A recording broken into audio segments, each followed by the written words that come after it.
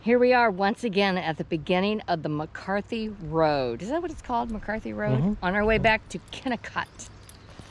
Oh man, I can remember the first time I drove this road, I was so nervous.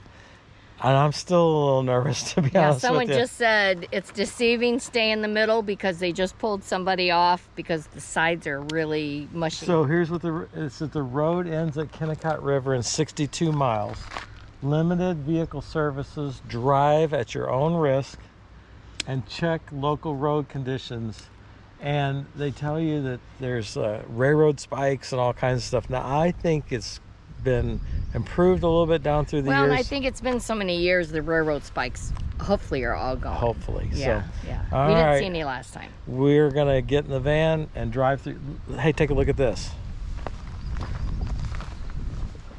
That's the cut for the old railroad where the railroad used to go through, and that's where we're headed.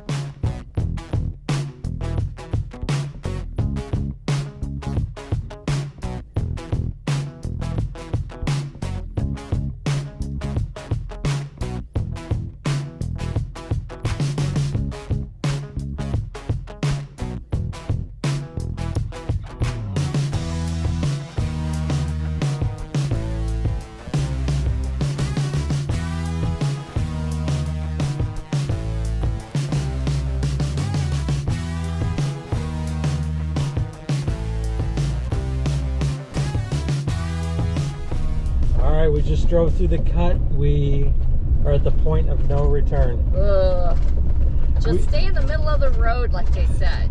Remember this road from last time? It's pretty rattly. I don't know how much narration we're going to do, but we'll certainly give you some be able to understand shots us. out the window. It gets kind of noisy in here because of all the rattling, but all right, man, I'm excited.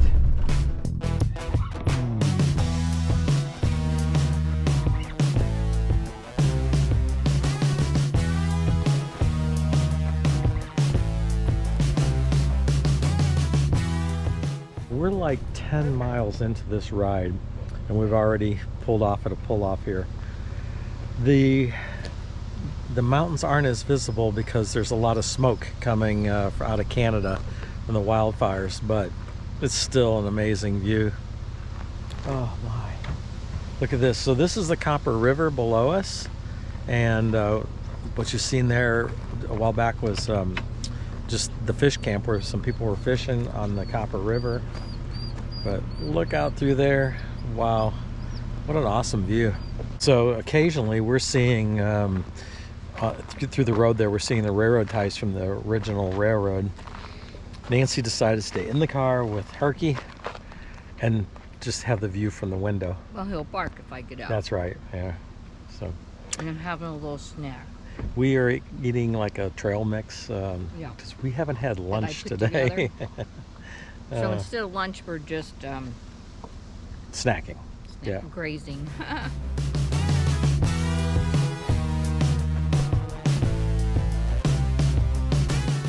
Made it to the beautiful bridge. You like this bridge? I cannot pronounce the name of it. Oh, it has a name? It does I have didn't a know name. that. Yeah. But if you walk out to the middle of it and look down, the canyon is which we are going to do in a amazing. minute here. Yeah, we'll show you. But we want to stop and show you the bridge from this viewpoint. We don't know what happened to Tom and Susan. There's somewhere ahead of us, but Yeah. we're definitely stopping here because we like this scenic overlook.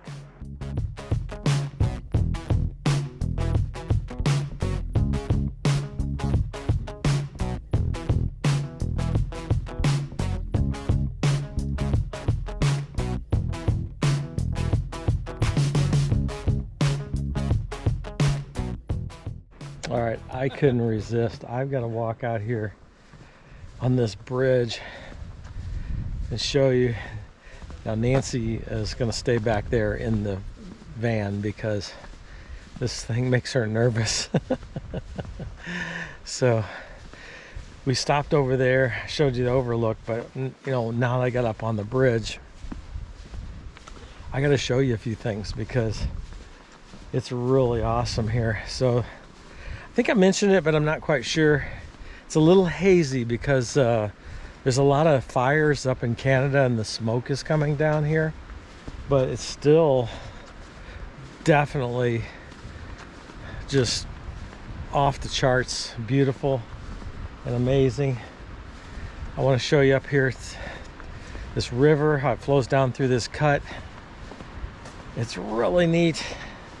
So this used to be an old railroad trestle, and sometime in the early 80s they took the top of it off and they put this wood deck on it and made it a car bridge so cars could drive across it, and you know, to give access down here to the Kennecott mine. But oh, so beautiful.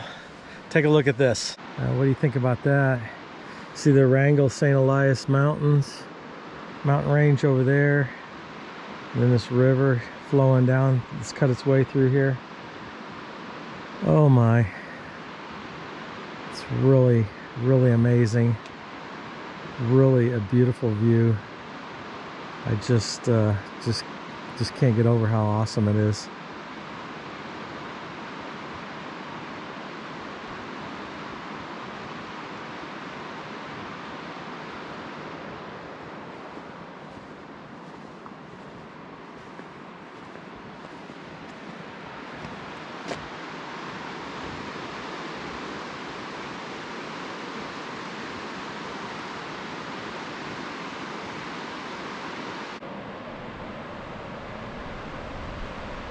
Look at that.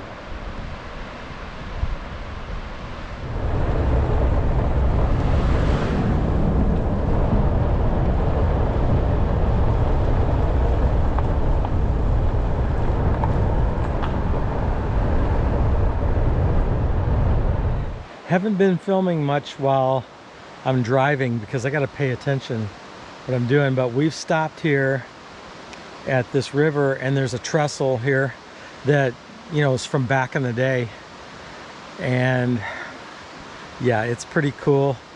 Let me turn the camera around because you got to see this. This is really cool. Look, you can see it's starting to deteriorate there in the center, but we just walked in here to take a look at the roads out there. But one of the things we found when we got back here is there's a fire camp out here. There's some firefighters out here. I guess sometimes they cut fire breaks in the woods. We met another crew that was doing that, so possibly that's what they're doing out here. Tom, give me your assessment of the road so far. What you're doing? What you think? Well, it's rattly and dusty, but actually in a little bit better shape than I thought it would be. Yeah, it's pretty Not good. bad. We've done what, about 30 miles? Right.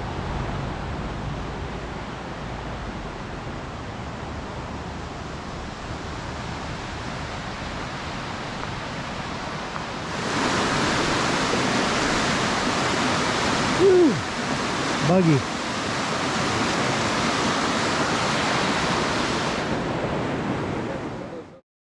Okay, we had to leave you guys on that road. Oh my goodness.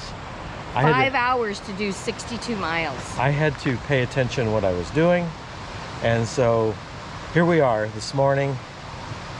At the side of the glacier that comes, it's Kennecott Glacier. So this is the runoff from it, and we snagged a great camping spot.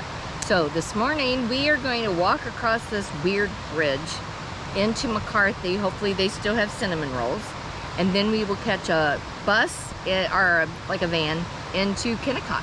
So we're going to take you with us today, and the dogs. All right, here we go.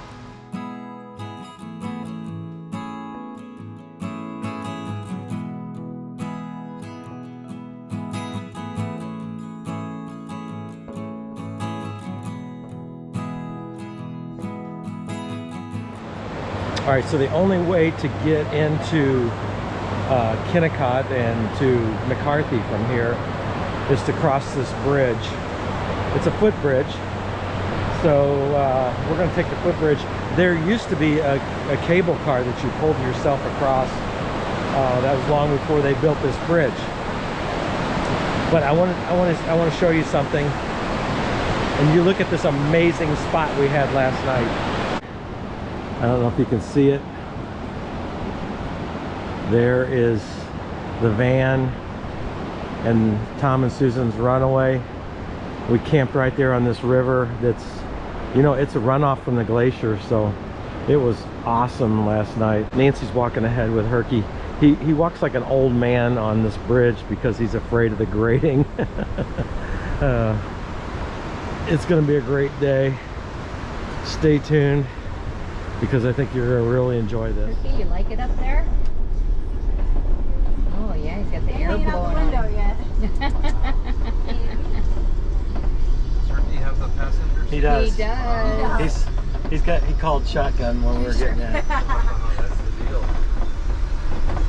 So that was a rough, bumpy ride on the shuttle. So it's like 5 miles down here to the glacier and to Kennecott, where the mine is.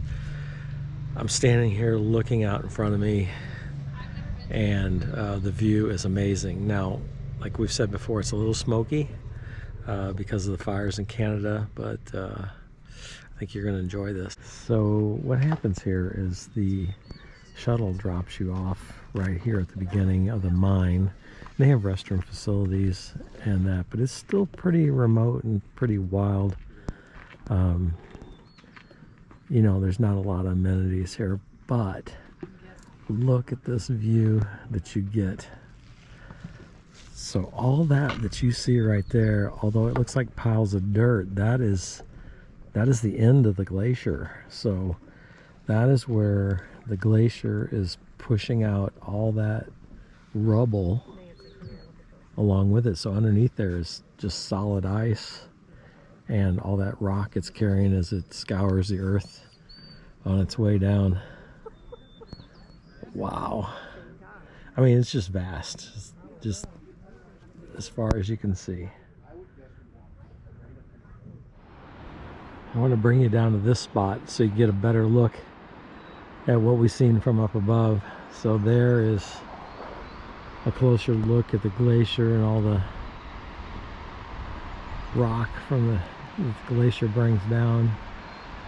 Now I'm told that that's still frozen underneath there, but as you go up further you can see it's there's some white up there. But one of the things I want to show you is, I mean, look at this awful mess here. So, you know, early 1900s, there was no, you know, regulation on mining and dumping and things like that. So they pretty much just dumped all the trash right here. So those are steel drums that have been there, you know, 100 years, still rotting away. It's a shame, but I'm kind of glad they left it here as just a reminder that, you know, these things are important to, you got to have mining operations and that for modern society, but it's also important to have as little impact on the environment as possible. And this certainly shows the way things used to go, and I appreciate what we have now. I have somehow gotten separated from everybody else. I have no idea where they're at, but one of the things I know is at 1 o'clock they're going to have a interpretive talk up here at the ranger station, so I'm going to head on up that way. And one of the things I'm hoping is that everybody else will be there too. You know what's interesting here at Kennecott is they have excellent cell phone service, even though we're out in the middle of nowhere. So I guess the National Park Service has cell service out here, but I could call everybody if I wanted to. But I think what we're gonna do is just walk up here, and I'm sure I'll catch up with everybody. It's easy to get separated because you start reading signs and there's so much to look at here. All right, what's going on now is we have struck out twice on trying to find a place to eat. We went to the lodge up there to eat, and we sat down on the porch and found out that they don't allow dogs on the porch. So they just lost our business, and so we had to leave them with, okay, there's a food truck down here, we'll go to the food truck. And the food truck was closed. So we are striking out. But we had some fruit in our bag, so Hold us over to Kennecott. I'm having apple that Tom and Susan provided, and Nancy's eating some oranges. So, all right, we have just scratched the surface of what's going on here, but we wanted to stop and eat a little bit. But We're going to eat at McCarthy. oh, we're eating at McCarthy? Not Kennecott. Okay. So later on today, we'll eat at McCarthy, but taking a quick break, eating some apples, and then we'll get back on the road here. So this is pretty neat. They still have the post office restored here and some artifacts from back when this was actually working. So they also have the general store here. So I'm going to go inside. Nancy's going to be the dog setter, and we're going to go inside and take a look. Well, Jackson, you see?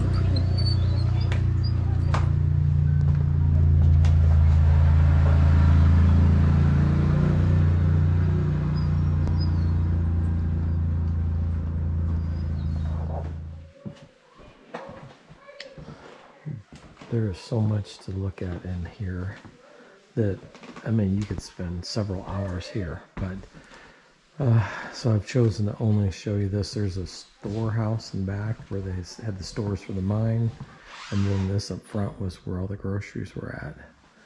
And so they were paid in script, and they could buy groceries here. We understand that the prices were reasonable for the times, and they did not gouge the workers, which was unusual for a mining operation. But I find this store to be fascinating, and you know, it just looks like, I guess it would have back in the day. Before we go any further, I wanted to pause right here. So this is the train station. You know, when you came the 75 miles up the road, and you know, you're thinking back, you answered some ad in the paper, and you decided you're going to come back here. It's in the early 1900s, and you're going to mine some copper. You come here and you get off the train, and you think, what in the world have I done? Oh, look at this view, though. It's great, but this was hard work, and this was quite the experience for those people that decided to make this trip up. You can see the glacier right there. You can see the mill. The thing about the mill is it pretty much just worked on gravity, right? So up in the mountains up there is where the mines were, and then you had the mill here, and the ore would come in at the top, and they would crush it into usable pieces, separate it out, and then this building down here at the bottom was the chemical process. So 80% of the copper was removed at the top, and then it got at the bottom here, and they had developed a chemical process to strip out the rest of the ore that didn't get taken out above.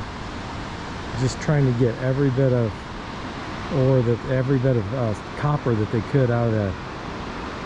Now, the first thought would be, as you look out through here, that those are tailings from the mine, but that is not true. That is the actual glacier itself. So underneath all that rock is ice, and all the stone that the ice has moved down here. So honestly, if I was to do this justice and was going to try to understand this whole process, it would actually take days that, you know, I just don't have, nor does Nancy have the patience to wait on me to understand all that, because you know, this isn't her thing too much. This is more things I'm interested in. But she does enjoy being here and out in the sunshine and that. So I'm trying to cut it short. But so the building I just went through, it talked about precipitating the metal out of the ore. And of course, like I've said before, this was just the processing. The mines are actually far, far from here, and all the ore was moved here by tramway. Harky, what do you know about the processing of ore? Have you learned anything? I don't think Herky has learned much, but he has made quite a few friends here. And so that's one of the things he enjoys. So I took all kinds of pictures last time of the buildings. I've taken a few this time, but this stuff here has fascinated me for some reason this time. I don't know. So I've been taking pictures of that. So if Ed wants, he can put some of those in this video. I'll do that. I'll put those in. So what is this junk that you're talking about? You know, these wheels and gears, and there's a pair of miner boots down there that someone planted flowers in. It's just really cool. Here's an interesting place. The last time we were here, this was not open to the public, but there is the boilers. They've had those Restoring it. They got all this kind of water. restored, and so you can take a look at it. So the electricity was generated by oil burners. So they burned oil. I would have thought it would be coal, but I guess they're just using oil. And then you can see all the electric motors and the generators. There is a big generator from the Chalmers Company. Wow, look at that huge generator. Early on, Picture when they of a worker over there. Do you see that? yeah, I did see that. When they first opened this up, they actually burned wood, and then later on installed oil burning. It's just amazing. They must be getting ready to restore. They're doing some more work in here. Because look at the thing up there, and they have wood. Oh, see, they're lifting these beams with that. Mm-hmm. You see that? Yeah. I think that generator is really cool. So we came in, this is like, I think one of the skilled workers' houses, maybe a supervisor, something like that. This, you know, if you had a family and you had an important job in the mill, then you were allowed to have yourself your own house. And so this is one of the houses that they've restored. There's actually some more that people have bought and are living in, but this is a display. Built 1915 to 1916.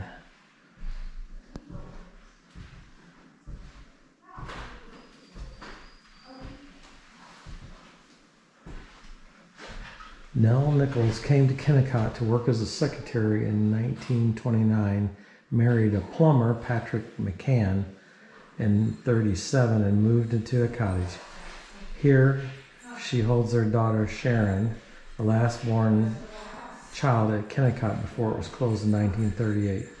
Nell later recalled that her electric washing machine was a prized possession with a new baby. You might imagine why. What I've decided is at the end of the row here where the housing was, there's a trail here. They say it's about 2 miles long. Just talked to some people who came out of there. This is 2.5 miles. And this will take you to the Root Glacier. And last time we were here, I really wanted to do this, but it was raining and I kind of made the decision not to. So right now, I'm on my own. Nancy's went back to the visitor center because she doesn't want to hike this. And Tom and Susan have went back to use the restroom.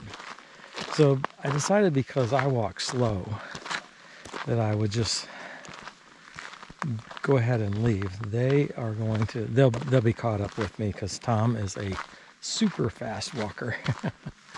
So I think that they'll be catching up with me before long. Let's go down here and take a look at the glacier. And I just get through saying that, and there's bear poop on the road. All right, I'm not worried. I do have bear spray with me, and there's been, you know, motorcycles going up and down this road, so I don't think I'm going to startle any bears. All right, I'm going to keep hiking, and I will catch up with you guys in a minute. Here we go. We've made it to the top of Root Glacier. Susan's coming along. Somebody actually loaned her or gave her some crampons so she could come up too. Oh my goodness.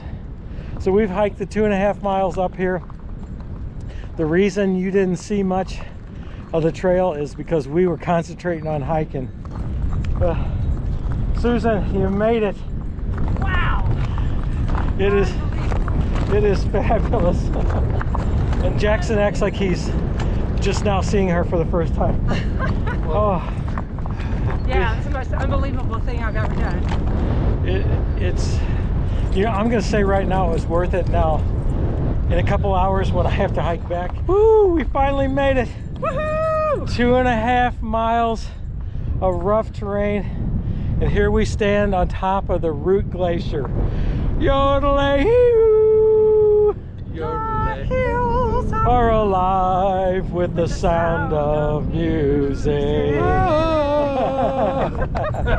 We have not been drinking nothing but glacier water. This is the most incredible thing I've ever done in my life. Oh man, High on altitude. we are just having the time of our lives. This has been great. Look over here. That is where we came from. Oh man. Yep. So it's been great being up here. Look at up there. There's the snowpack up there. Oh man. We stand up here in our t-shirts.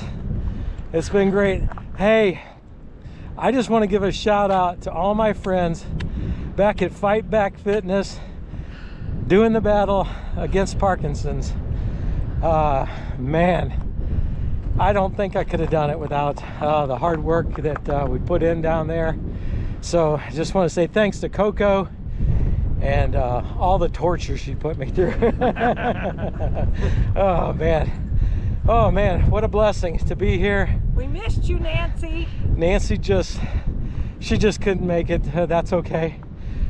She'll be able to see all the pictures. All right, take a look around. We're gonna fill up with glacier water again, and then we're gonna get out. Okay, we're gonna start 2.5 miles back to the, so it's basically 2.5 miles to the bottom of the glacier, and then we probably hiked another 1/4 mile up on the glacier. We're gonna start the hike back. I am not gonna be filming a lot because there's a lot of loose gravel, and I have to really be careful what I'm doing here. But I'm so glad to do this. It's something I wanted to do, and I'm glad I accomplished it. Now, I have one last thing I have to do, is I gotta stop along the way here and fill up my water bottle with some nice cold glacier water.